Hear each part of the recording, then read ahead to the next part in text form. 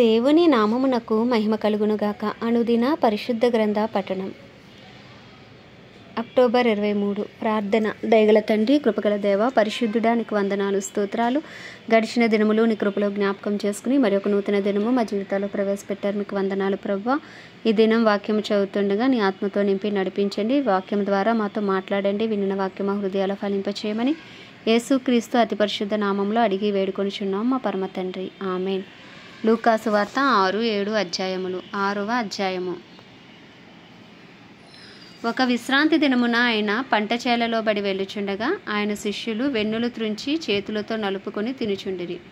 అప్పుడు పరిసయ్యులలో కొందరు విశ్రాంతి దినమున చేయదగినది మీరెందుకు చేయుచున్నారని వారిని అడగగా యేసు వారితో ఇట్లా నేను తానును తనతో కూడా ఉన్నవారును ఆకలి కొనినప్పుడు దావీదు ఏమి చేసెనో అది అయినను మీరు చదవలేదా? అతడు దేవుని మందిరంలో ప్రవేశించి యాజకులు తప్ప మరి ఎవరునూ తినకూడని సముఖపు రొట్టెలు తీసుకుని తిని తనతో కూడా ఉన్నవారికి ఇచ్చెను కదా అనెను.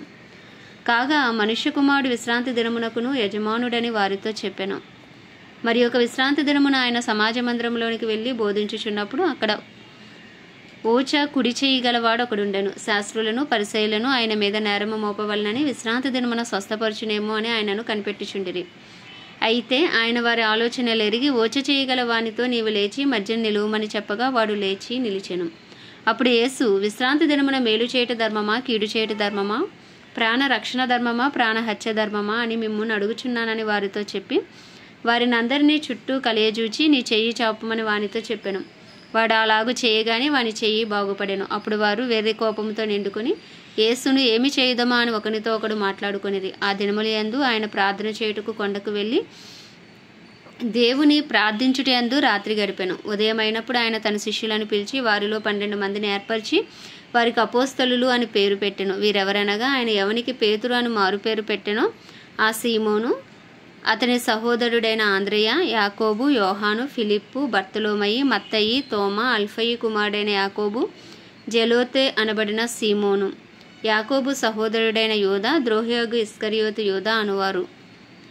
ఆయన వారితో కూడా దిగివచ్చి మైదానమందు నిలిచినప్పుడు ఆయన శిష్యులు గొప్ప సమూహమును ఆయన బోధ వినుటకును తమ రోగములను కుదుర్చుకుంటకును యూదయా దేశం అంతటి నుండి, యెరూషలేము నుండి, తూరు, సీదోనను పట్టణముల సముద్ర తీరముల నుండి వచ్చిన బహుజన సమూహమును అపవిత్రాత్మల చేత బాధింపబడిన వారును వచ్చి స్వస్థత నొందిరి. ప్రభావం ఆయనలో నుండి బయలుదేరి అందరినీ స్వస్థపరచుచుండెను గనుక జనసమూహం అంతయు ఆయనను ముట్టవలనని యత్నము చేసెను. అంతటా ఆయన తన శిష్యుల తట్టు పారచూచి ఇట్లా నేను బేదలైన మీరు ధన్యులు, దేవుని రాజ్యం మీది. ఇప్పుడు ఆకలి కొనుచున్న మీరు ధన్యులు, మీరు తృప్తిపరచబడుదురు. ఇప్పుడు ఏడ్చుచున్న మీరు ధన్యులు, మీరు నవ్వుదురు. మనుష్య కుమారుని నిమిత్తము మనుషులు మిమ్మల్ని ద్వేషించి వెలివేసి నిందించి మీ పేరు చెడ్డదని కొట్టివేయినప్పుడు మీరు ధన్యులు. ఆ దినమందు మీరు సంతోషించి గంతులు వేయడి. ఇదిగో మీ ఫలము పరలోకమందు గొప్పదై ఉండును. వారి పితరులు ప్రవక్తలకు అదే విధముగా చేసిరి. అయ్యో ధనవంతులారా, మీరు కోరిన ఆదరణ మీరు పొంది ఉన్నారు. అయ్యో ఇప్పుడు కడుపు నిండి ఉన్నవారులారా మీరు ఆకలి కొందురు. అయ్యో ఇప్పుడు నవ్వుచున్న వారులారా మీరు దుఃఖించి ఎడుతురు. మనుషులందరూ మిమ్మల్ని కొనియాడినప్పుడు మీకు శ్రమ. వారి పితరుల అబద్ధ ప్రవక్తలకు అదే విధంగా చేసిరి. వినుచున్న మీతో నేను చెప్పుచున్నదేమనగా మీ శత్రువులను ప్రేమించుడి, మిమ్మల్ని ద్వేషించి వారికి మేలు చేయుడి, మిమ్మల్ని శపించి వారిని దీవించుడి, మిమ్మల్ని బాధించి వారి కొరకు ప్రార్థన చేయుడి. నిన్ను ఒక చెంప మీద కొట్టువాని వైపునకు 2వ చెంప కూడా త్రిప్పుము. నీ పైబట్ట ఎత్తుకొని పోవానిని నీ అంగీని కూడా ఎత్తుకొని పోకుండా అడ్డగింపకము. నిన్ను అడుగు ప్రతివానికి ఇమ్ము. నీ సొత్తు ఎత్తుకొని పోవాని యొద్ద దాన్ని మరలా అడగవద్దు. మనుషులు మీకు ఎలాగూ చేయవలనని మీరు కోరుదురో అలాగూ మీరును వారికి చేయుడి. మిమ్మును ప్రేమించు వారినే మీరు ప్రేమించిన యెడల మీకేమి మెప్పు కలుగును? పాపులను తమను ప్రేమించు వారిని ప్రేమింతురు కదా. మీకు మేలు చేయు వారికే మేలు చేసిన యెడల మీకేమి మెప్పు కలుగును? పాపులను అలాగే చేతురు కదా. మీరు ఎవరి యొద్ద మరలా పుచ్చుకొనవలనని నిరీక్షింతురో వారికి అప్పు ఇచ్చిన యెడల మీకేమీ మెప్పు కలుగును? పాపులను తాము ఇచ్చినంత మరలా పుచ్చుకొనవలనని పాపులకు అప్పు ఇచ్చెదరు కదా. మీరైతే ఎట్టివారిని గూర్చి అయినను నిరాశ చేసుకొనక మీ శత్రువులను ప్రేమించుడి, మేలు చేయుడి, అప్పు ఇయ్యుడి. అప్పుడు మీ ఫలము గొప్పదై ఉండును. మీరు సర్వోన్నతుని కుమారులై ఉందరు. ఆయన కృతజ్ఞత లేని వారి ఎడలను దుష్టుల ఎడలను ఉపకారి అయి ఉన్నాడు. కాబట్టి మీ తండ్రి కనికరం గలవాడై ఉన్నట్లు మీరును కనికరం గలవారై ఉండుడి. తీర్పు తీర్చకుడి, అప్పుడు మిమ్మును గూర్చి తీర్పు తీర్చబడదు.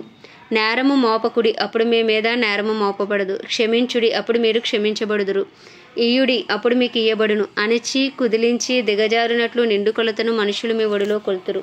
మీరు ఏ కొలతతో కొలుతురో ఆ కొలతతోనే మీకు మరలా కొలవబడునని చెప్పెను. మరియు ఆయన వారితో ఉపమానం చెప్పెను. గ్రుడ్డివాడు గ్రుడ్డివానికి దారి చూపగలడా? వారిద్దరునూ గుంటలో పడుదురు కదా. శిష్యుడు తన బోధకుని కంటే అధికుడు కాడు. సిద్ధుడైన ప్రతివాడును తన బోధకుని వలె ఉండును. నీవు నీ కంటిలో ఉన్న దూలము ఎంచక నీ సహోదరుని కంటిలో ఉన్న నలుసును చూడనేలా? నీ కంటిలో ఉన్న దూలమును చూడక నీ సహోదరునితో, సహోదరుడా, నీ కంటిలో ఉన్న నలుసును తీసివేయనిమ్మని నువ్వు ఎలాగూ చెప్పగలవు? వేషధారి, మొదట నీ కంటిలో ఉన్న దూలమును తీసివేయము, అప్పుడు నీ సహోదరుని కంటిలో ఉన్న నలుసును తీసివేయటకు నీకు తేటగా కనపడును. ఏ మంచి చెట్టును పనికిమాలిన ఫలములు ఫలింపవు, పనికిమాలిన చెట్టున మంచి ఫలములు ఫలింపవు. ప్రతి చెట్టు తన ఫలముల వలన తెలియబడును. ముండ్ల పొదలో అంజూరపు పండ్లు ఏరుకొనరు, కోరింద పొదలో ద్రాక్ష పండ్లు కోయరు. సజ్జనుడు తన హృదయమును మంచి ధననిధిలో నుండి సద్విషయములను బయటికి తెచ్చును. దుర్జనుడు చెడ్డనిధిలో నుండి దుర్విషయములను బయటికి తెచ్చును. హృదయము నిండి ఉండు దానిని బట్టి ఒకని నోరు మాట్లాడును. నేను చెప్పు మాటల ప్రకారం మీరు చేయక ప్రభువా ప్రభువా అని నన్ను పిలుచుట ఎందుకు? నే వద్దకు వచ్చి నా మాటలు విని వాటి చొప్పున చేయు ప్రతివాడును ఎవని పోలియుండునో మీకు తెలియజేతును. వాడు ఇల్లు కట్టవలనని ఉండి లోటుగా త్రవ్వి బండ మీద పునాది వేసిన వాని పోలియుండును. వరద వచ్చి ప్రవాహము ఆ ఇంటి మీద వడిగా కొట్టినను అది బాగుగా కట్టబడినందున వాని కదిలింపలేకపోయిను. అయితే నా మాటలు వినియు చేయనివాడు పునాది వేయక నేల మీద ఇల్లు కట్టిన వానిని పోలియుండును. ప్రవాహము దాని మీద వడిగా కొట్టగానే అది కూలిపడెను. ఆ ఇంటి పాటు గొప్పదని చెప్పెను. 7వ అధ్యాయము. ఆయన తన మాటలన్నీ ప్రజలకు సంపూర్తిగా వినిపించిన తర్వాత కపెర్నహూములోనికి వచ్చెను. ఒక శతాధిపతికి ప్రియుడైన దాసుడొకడు రోగియే చావ సిద్ధమై ఉండెను. శతాధిపతి యేసును గూర్చి విని ఆయన వచ్చి తన దాసును స్వస్థపరచవలెనని ఆయనను వేడుకొంటకు యూదుల పెద్దలను ఆయన వద్దకు పంపెను. వారు యేసు వద్దకు వచ్చి, నీ వలన ఈ మేలు పొందుటకు అతడు యోగ్యుడు. అతడు మన జనులను ప్రేమించి మనకు సమాజ మందిరము తానే కట్టించినని ఆయనతో చెప్పి మిక్కిలి బతిమాలుకొనిరి. కావున యేసు వారితో కూడా వెళ్ళెను. ఆయన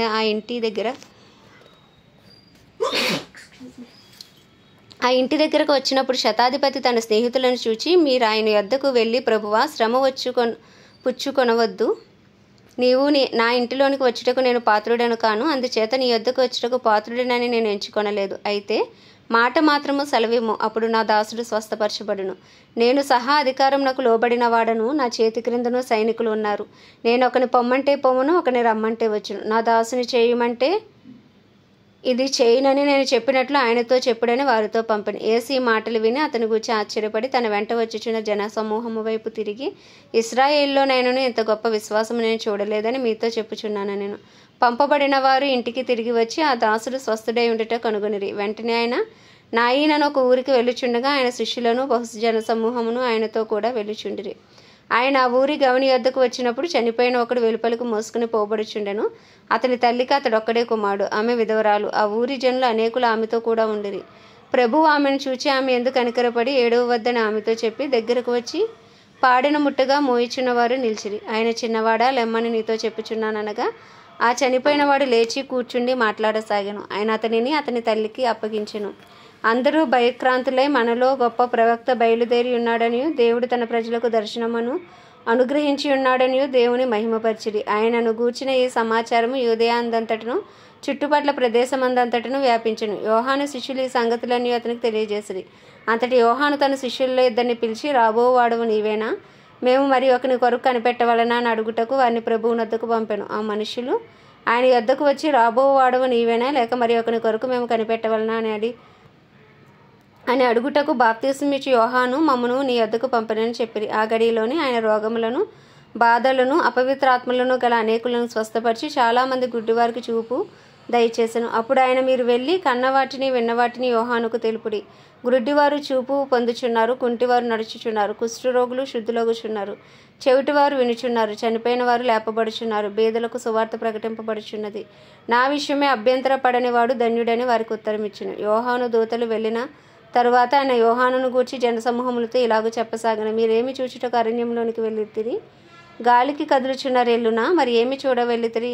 సన్నపు బట్టలు ధరించుకొనిన వానినా? ఇదిగో, ప్రశస్త వస్త్రములు ధరించుకుని సుఖముగా జీవించువారు రాజగృహములలో ఉందురు. అయితే మరేమి చూడ వెళ్ళితిరి? ప్రవక్తనా? అవును గాని ప్రవక్త కంటే గొప్పవాని నని మీతో చెప్పుచున్నాను. ఇదిగో నేను నా దూతను మీకు ముందుగా పంపుచున్నాను. అతడు నీ ముందర నీ మార్గం సిద్ధపరచును అని ఎవరిని గూర్చి వ్రాయబడునో అతనే ఈ యోహాను.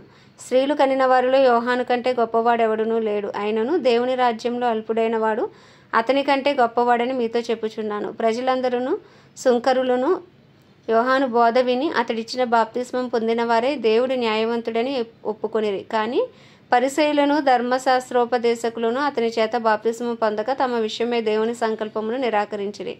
కాబట్టి ఈ తరము మనుషులను నేను దేనితో పోల్చుదును? వారు దేనిని పోలి ఉన్నారు? సంత వీధులలో కూర్చుండి ఉండి మీకు పిల్లను గ్రోవి ఊదితిమి కానీ మీరు నాట్యం ఆడరైతిరి, ప్రలాపించితిమి కానీ మీరు ఏడ్వరైతిరి అని ఒకనితో ఒకడు చెప్పుకొని పిలుపులాటలు ఆడుకొని పిల్లకాయలను పోలి ఉన్నారు. బాప్తిస్మం ఇచ్చి యోహాను రొట్టె తినకయు ద్రాక్షరసము త్రాగకయు వచ్చెను గనుక వీడు దయ్యము పట్టినవాడని మీరు అనుచున్నారు. మనుష్య కుమారుడు తినుచును త్రాగుచును వచ్చెను గనుక మీరు ఇదిగో వీడు తిండిబోతును మద్యపానీయు సుంకరులకును పాపులకును స్నేహితుడను అనుచున్నారు. అయినను జ్ఞానము జ్ఞానమని దాని సంబంధులందరిని బట్టి తీర్పు పొందుదు అనెను. పరిసయ్యులలో ఒకడు తనతో కూడా భోజనము చేయవలనని ఆయన అడిగాను.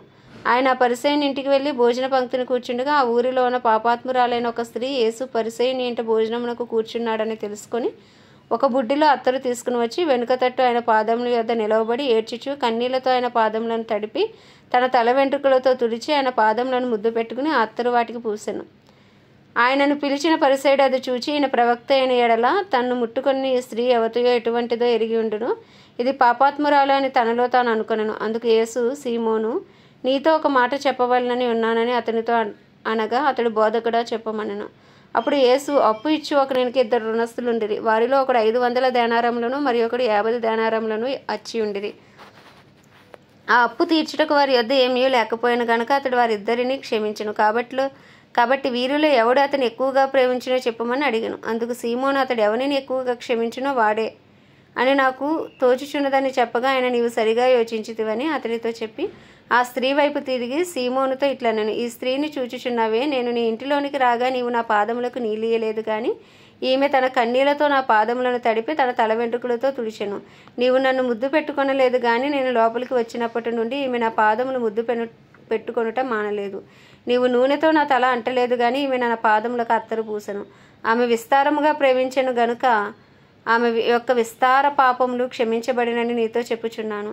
ఎవనికి కొంచెముగా క్షమించబడినో వాడు కొంచెముగా ప్రేమించునని చెప్పి నీ పాపములు క్షమింపబడి ఉన్నవని ఆమెతో అనెను. అప్పుడు ఆయనతో కూడా భోజన పంక్తిని కూర్చుండిన వారు పాపములు క్షమించుచునితను ఎవడని తమలో తాము అనుకొనసాగిరి. అందుకైనా నీ విశ్వాసము నిన్ను రక్షించెను, సమాధానము గల దానివై వెళ్ళుమని ఆ స్త్రీతో చెప్పెను. ఆమేన్. దేవుడి పరిశుద్ధ వాక్యము మన వినికిడిలో దీవించును గాక. ప్రార్థన. దయగల తండ్రి, కృపగల దేవ, పరిశుద్ధుడానికి వందనాలు, స్తోత్రాలు. జీవాధిపతి, న్యాయాధిపతి, మృత్యుంజయుడా, మహాగణుడా, మహిమ ఘనతకు అర్హుడా, యోగ్యుడా, పూజ్యుడా, కృపను చూపుటకు ఐశ్వర్యవంతుడా, కృపా సత్య సంపూర్ణుడా, జీవాధిపతి, నీకే స్తుతులు స్తోత్రాలు చెల్లించుకుంటున్నాం ప్రభా. నాయన, దినదినము నూతనమైన ప్రేమతో మమ్మల్ని ప్రేమిస్తున్న దేవుడవు ప్రభా, నీకు వందనాలు, స్తోత్రాలు. అయ్యా నాయన, మేము అపనమ్మకస్తులమైనప్పటికీ నాయన, నువ్వు నమ్మదగిన దేవుడవు ప్రభువా, నీకు వందనాలు, స్తోత్రాలు, స్తుతులు. ఈ ఉదయకాలమున మా అపరాధములు, మా పాపములు, మా దోషములు, మా అతిక్రమములు అయ్యా తండ్రి, మా హృదయ ఆలోచనలు సమస్తమును దయతో క్షమించి నీ పరిశుద్ధ రక్తంతో కడగండి. అయ్యా, మా చూపుల ద్వారా, మాటల ద్వారా నాయన, నడతల ద్వారా, చేతల ద్వారా తెలిసి తెలియక చేసిన ప్రతి అపరాధమును, పాపమును, మా కుటుంబస్తుల పాపములను దయతో క్షమించి నీ రక్తంతో కడిగి పవిత్రపరిచి పరిశుద్ధపరిచి అయ్యా తండ్రి నాయన, అయ్యా మమ్మల్ని నీతిమంతులుగా తీర్చమని ప్రార్థిస్తున్నాం ప్రభా. నీకు వందనాలు, స్తోత్రాలు. అయ్యా తండ్రి, నీతిమంతుని ప్రార్థన మానక అంగీకరించే దేవుడవు ప్రభా. ప్రార్థిస్తే ఉత్తరం ఇచ్చే దేవుడవు, ఎడతెగక ప్రార్థించమని చెప్పిన దేవుడవు ప్రభు. ఇగో మా ప్రార్థనలకు జవాబు దయచేయండి. మా బంధువులు, మా స్నేహితులు, మా ఇరుగు పొరుగు అందరినీ మీరు దర్శించండి, అందరినీ రక్షించండి. వారి మనోనేత్రాలు తెరవండి, వారి హృదయాలు తెరవండి ప్రభా. మా పట్టణాన్ని దర్శించండి, మా పట్టణాన్ని రక్షించండి, మా పట్టణంలో గొప్ప ఉజ్జీవాన్ని రగిలించండి. అలాగే తండ్రి, ప్రపంచ దేశములన్నిటి కొరకు ప్రార్థిస్తున్నాం. వాటిని పరిపాలిస్తున్న రాజులు, నాయకులు, వారి కింద పనిచేస్తున్న అధికారులను మీ హస్తాలకు అప్పచెప్పుకుంటున్నాం. అందరికీ అంతటా రక్షణ కలుగునట్లు నీ కృపను విస్తరింపచేయండి. నీతి న్యాయంతో పరిపాలించవలసిన బుద్ధి, జ్ఞాన, వివేకములను అనుగ్రహించండి. అయ్యా తండ్రి, సమస్త మానవాళికి గొప్ప రక్షణ దయచేయమని ప్రార్థిస్తున్నాం తండ్రి. ఇంకను సువార్త అందని గ్రామాలు, ప్రాంతాలు పట్టబడినట్లు ఇంకను సువార్తికులు లేపండి. అయ్యా తండ్రి, నీ కృపలో ప్రతి ఒక్కరిని వాడుకోమని ప్రార్థిస్తున్నాం. దైవజనులు అందరి కొరకు ప్రార్థిస్తున్నాం ప్రభా. ధైర్యముగా వాక్యమును బోధించే అనుకూల సమయంలో వారికి అనుగ్రహించండి. వారి రాకపోకలని కాపుదల భద్రత ఉంచండి. వారి అవసరతలన్నీ నీ మహిమేశ్వరంలో తీర్చండి ప్రభా. వారిని వారి కుటుంబాలని నీ రక్త ప్రోక్షణ కింద ఉంచండి. నీకే వందనాలు, స్తోత్రాలు. క్రైస్తవులందరినీ నీ హస్తాలకు అప్పచెప్పుకుంటున్నాం. క్రైస్తవులందరినీ రూపాంతరపరిచి నీ రూపులోకి మార్చుకోండి. అయ్యా, డినామినేషన్స్ భేదములు తొలగించి అందరూ ఏకతాటిపైకి వచ్చే కృపను దయచేయండి. అయ్యా తండ్రి నాయన, బుద్ధి కలిగిన కన్యకుల వలె సిద్ధపాటు కలిగిన జీవితాలు దయచేయమని వేడుకొనిచున్నాం ప్రభు. నీకే వందనాలు, స్తోత్రాలు. ప్రత్యేకించి మా భారతదేశం కొరకు ప్రార్థిస్తున్నాం. 144 కోట్ల భారతదేశ ప్రజలను రక్షించండి. ఏ ఒక్క ఆత్మ నరకాగ్నిపాలు కాకుండా నీ కృపను విస్తరింపచేసి నీ సన్నిధి కాంతిని ప్రకాశింపచేయండి. అయ్యా, మా దేశంలో గొప్ప ఉజ్జీవాన్ని రగిలించండి. యాంటీ కన్వర్షన్ బిల్స్ అని యేసునామంలో లయపరచబడును గాక. సువార్తకు విరోధంగా రూపించబడుతున్న ప్రతి ఆయుధం యేసునామంలో లయమైపోవును గాక అని ప్రార్థిస్తున్నాం ప్రభా. ఇదిగోనైనా మా దేశ ప్రధాని గారిని దర్శించండి. నీ కాపుదల భద్రత ఉంచి రక్షించండి. అలాగే తండ్రి దేవా, ప్రెసిడెంట్, వైస్ ప్రెసిడెంట్ ప్రభా, చీఫ్ మినిస్టర్స్, గవర్నర్లు మీ హస్తాలకు అప్పచెప్పుకున్నాం. ఎమ్మెల్యేలు, ఎంపీలను మీ హస్తాలకు అప్పచెప్పుకుంటున్నాం. ఐఏఎస్, ఐపీఎస్ అధికారులను మీ హస్తాలకు అప్పచెప్పుకున్నాం. అందరినీ దర్శించండి, అందరినీ రక్షించండి. అయ్యా, వారు చేస్తున్న పరిపాలనలో మీరు ఉండండి నాయన. నీకు వందనాలు, స్తోత్రాలు. నీ చిత్తానుసారంగా వారందరినీ మీరు నడిపించమని ప్రార్థిస్తూ మా భారతదేశాన్ని ఉదయకాలంలో నీ హస్తాలకు అప్పచెప్పుకుంటూ ఈ చిన్ని ప్రార్థనామని నీ పాద సన్నిధికి చేర్చుకోమని యేసుక్రీస్తు అతి పరిశుద్ధ నామంలో అడిగి వేడుకొనిచున్నాం మా పరమ తండ్రి. ఆమెన్. పరలోకమందున్న మా తండ్రి, నీ నామం పరిశుద్ధపరచబడును గాక. నీ రాజ్యం వచ్చును గాక. నీ చిత్తము పరలోకమునందు నెరవేర్చబడుచున్నట్లు భూమి అందు నెరవేర్చబడును గాక. మా అనుదిన ఆహారము నేడు మాకు దయచేయము. మా ఎడల అపరాధం చేసిన వారిని మేము క్షమించిన ప్రకారం మా అపరాధములు క్షమించము. మన శోధనలోకి ఎత్తాక దుష్టుడి బారి నుండి తప్పించము. ఎందుకంటే రాజ్యము, బలము, శక్తి, మహిమయు నీవై ఉన్నది. ఆమెన్. ప్రభేసు రక్తమే జయం, ప్రభేసు వాక్యమే విజయం, ప్రభేసు నామంలో సంపూర్ణ విజయము కలుగును గాక. Amen, amen, amen.